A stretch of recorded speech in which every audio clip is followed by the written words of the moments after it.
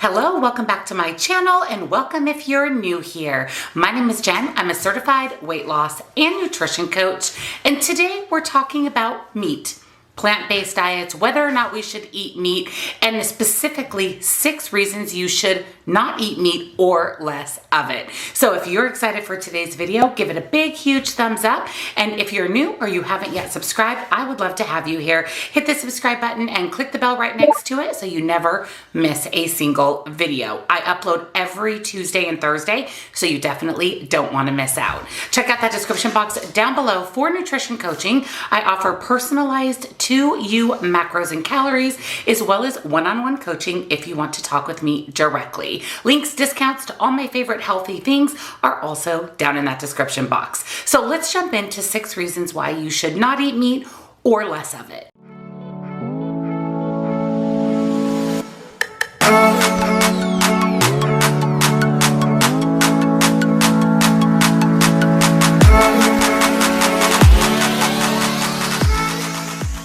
Now, you may have heard that limiting the amount of meat that you eat, or maybe not eating meat at all, can have a wide variety of health benefits, including weight loss and better overall gut health. Cutting back on meat has been linked to overall health improvements and less of a risk of certain diseases. But this also depends on the types of meats that you're eating, as well as what foods you're replacing those meats with. So today we're going to talk about 6 tips on how to either reduce the amount of meat that you're eating, or if you're looking to eliminate meat from your diet, some tips on how you can do that but continue to live a healthy, sustainable life. So eating a nutritious diet without meat or less meat actually has a lot of health benefits, like we mentioned earlier. So the first reason why it's good to think about the amount of meat that you're eating every single day, every single week, is because limiting your meat supports overall health as well as weight management.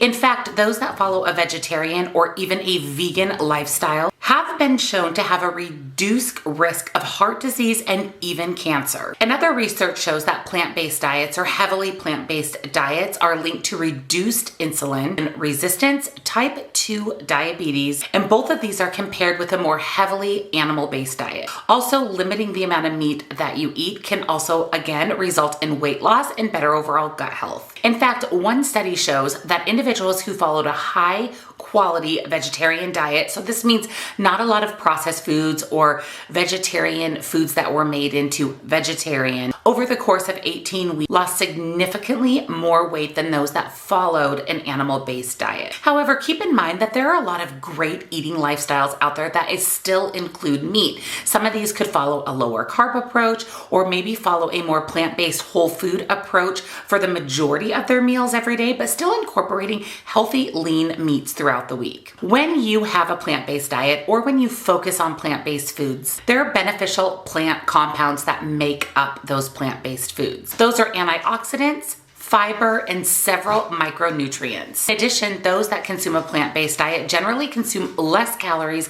and less overall fat. However, if you're excluding meat, but you're introducing a lot of heavily processed, high sugar foods, that's what we talked about, vegetarian or vegan foods, or refined carbohydrates, or lots of added sodium, these eliminate all of the health benefits that you receive from following a plant-based, vegetarian, or vegan diet. So you have to choose the right foods to incorporate into your lifestyle. Another thing to consider when introducing plant-based food is that when you don't plan enough, you can make your body deficient in certain vitamins that are found in meats. Those are vitamin B12, zinc, calcium, iron, and omega-3 fatty acids. It goes back to choosing the right plant-based foods. Number 2 is eating plant-based or incorporating plant-based meals may help reduce the risk of heart disease. Some studies show that all of the saturated fat found in meats, now we're not talking about lean meats like chicken and turkey, we're focused more on red meats, those have been linked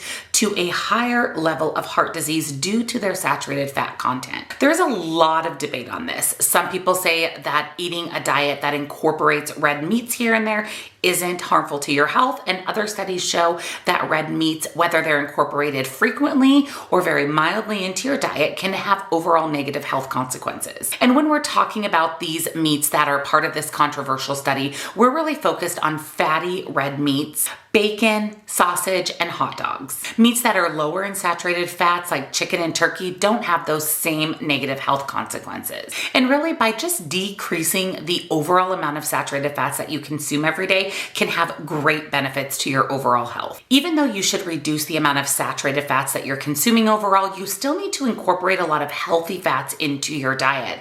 Our body thrives on healthy fats. We're talking about things like avocados, flax seeds, chia seeds, and even walnuts. Walnuts in moderation are a great source of healthy fats. So if you're following a plant-based diet or you're incorporating more plant-based foods, you really want to heavily focus on nuts and seeds, avocados, and even olive oil or avocado oil, again, to get in those healthy fats. You don't want to starve your body of the healthy fats that it needs to function properly. Another great benefit of plant-based foods is they tend to be very, very high in fiber. Fiber keeps you full, fiber keeps you satisfied, and fiber keeps you regulated. Now, if you don't want to eliminate meat altogether and you just want to incorporate less meat into your diet, when you choose to have meats as part of your meal, just choose those leaner cuts. Instead of having red meat several times a week, maybe have red meat every couple of weeks or even once a month. Benefit number 3 of plant-based foods is it can help improve your overall gut health. Since diets that eliminate meat or restrict the amount of meat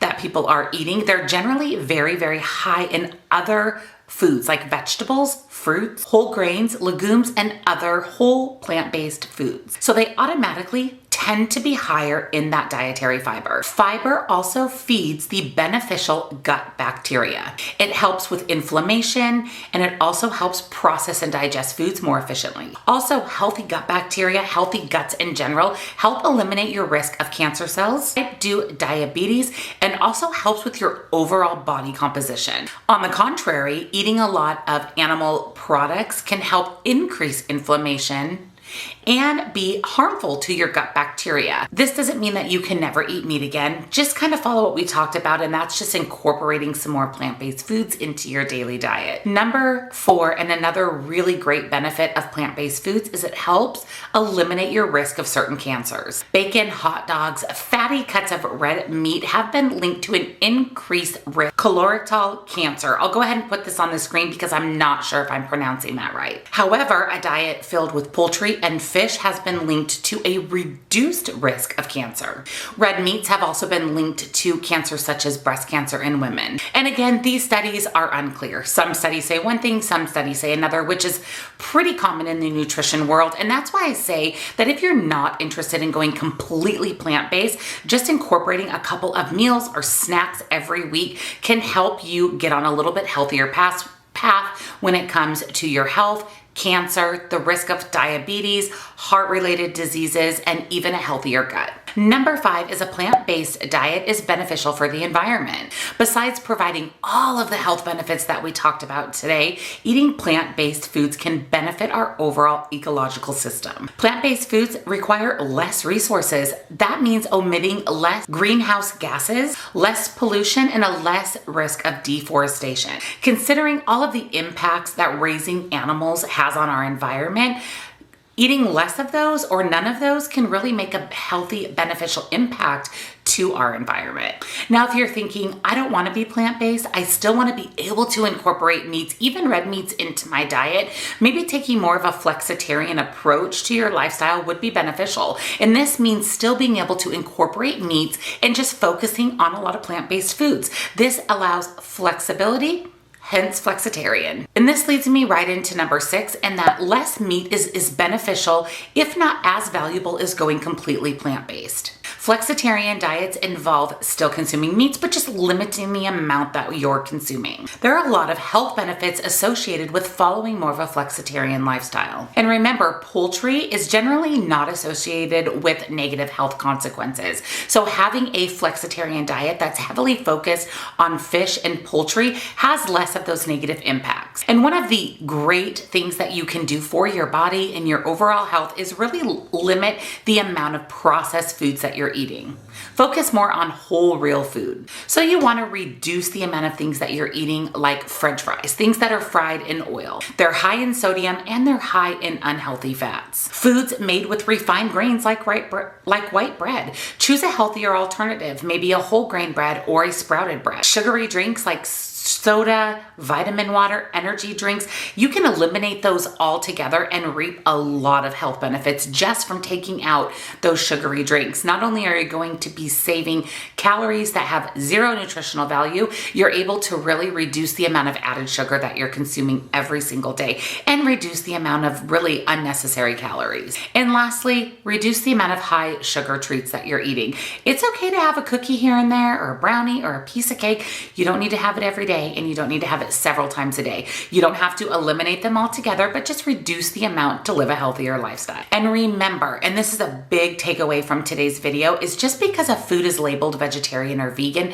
doesn't mean it's healthy. You have to take a good hard look at those ingredients and make sure that it follows a more whole food approach. A lot of vegetarian and vegan foods are heavily processed, and that's something that you want to try to reduce in your diet. I want to share some tips with you on how to reduce the amount of red meats that you're eating every day, or the amount of meats that you're eating overall. Tip number one is start by swapping poultry for red meat. Now, this doesn't mean that you can't eat red meat. If you want to follow a flexitarian approach, or maybe you just want to take baby steps and just eat red meat less often, just make sure that you're swapping for poultry and fish and consuming that more day to day than you are red meat, and just limit the amount that you're consuming. You can also try plant-based protein sources. Black beans, chickpeas, pinto beans, lentils, nuts, nut butter, soy-based products like tofu and tempeh are great starts. You can choose these for your meals or snacks instead of meat-based snacks. Number three is to stretch meat with plant-based options. One of my favorite things to do, and my husband has no clue, is when I'm making things like taco meat, I will swap half of the meat for lentils. You cannot tell a difference, but you're incorporating plant-based foods that's full of nutrients, vitamins, and minerals, and I promise you, you won't even notice that it's half meat and half lentils. Number four is get excited about trying new foods. Change is good. Try foods that are out of your comfort zone, or maybe foods that you've been eyeing, that you've been thinking might be nice to try. Try them. Worst case, you don't like them and you don't buy them again. So what's the bottom line of today's video? Eating a diet without meat or limited meat can have a lot of health benefits, not only for your overall health, your risk of diseases, but even your gut health. Cutting back on meat, eliminating meat, or following that flexitarian approach can have huge benefits for our environment, and will also open up the doors to lots of new foods that you may find to be your new favorites. And my challenge to you is experiment with beans this week. Try incorporating beans a little bit more into your diet. Again, make those swaps, half meat, half lentils. Next time you make up soup, taco meat, or even a hamburger, you won't notice the difference, and you're going to be getting just a ton of beneficial health properties. So that's everything that I have for you today. If you found today's video helpful and you enjoyed it, give it a big, huge thumbs up. It means a lot to me and definitely helps out my channel. And if you're new or you haven't yet subscribed, I would love to have you here. Hit the subscribe button and don't forget to click the bell right next to it so you never miss a single video. I do upload every single Tuesday and Thursday. Check out that description box down below for links and discounts to all of my favorite healthy things, and I will also link a couple of my favorite plant-based options down in that description box for you. Thank you guys again so much for watching. Again, I hope you found this helpful, and I'll see you all in my next video. Bye.